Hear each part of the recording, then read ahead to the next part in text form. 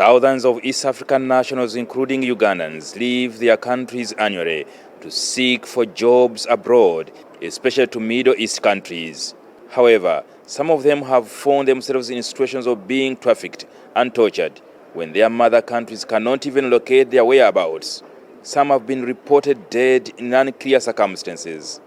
Now, the United Nations International Organization for Immigrations, IMO, has advised East African member countries to establish independent government ministries to deal with the labor migrations of their citizens.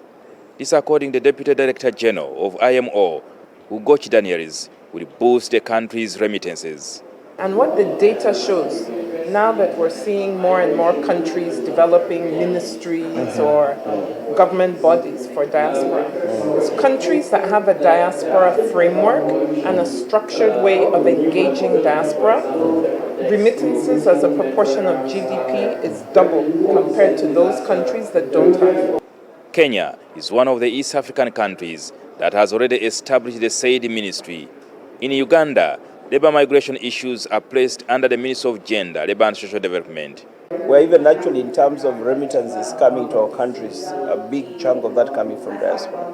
Yes. And so countries have gone beyond even creating Kenya, they have a ministry responsible. Yes, we're seeing more and more that Yes. there are ministries. There are ministries that are coming for the diaspora or commission. She was meeting the East African Secretary-General, Dr. Mathuki, at the sidelines of the COP28 in Dubai, in the United Arab Emirates. What do we want? An equitable fossil fuel phase-out. The UN organization has pledged to support the East African countries in handling matters of immigration of its nationals. We can plan with EAC because we will soon go into our own work planning for 2024.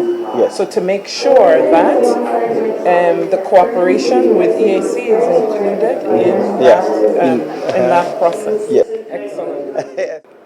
Statistics by the Ministry of Gender indicates that about 24,000 Ugandans seek for employment abroad, especially to Middle East countries.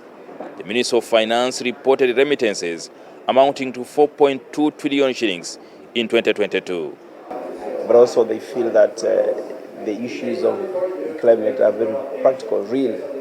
They are displacing people. People are moving across, and in this case even cross-border.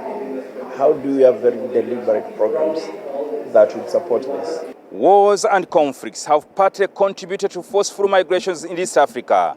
Uganda hosts about 1.5 million refugees, especially from South Sudan and the DRC, and these have impacted on environment, especially by cutting of trees for firewood and shelter. And this is why the International Organization of Migrations finds it necessary to work with the East African community to deal with the problem.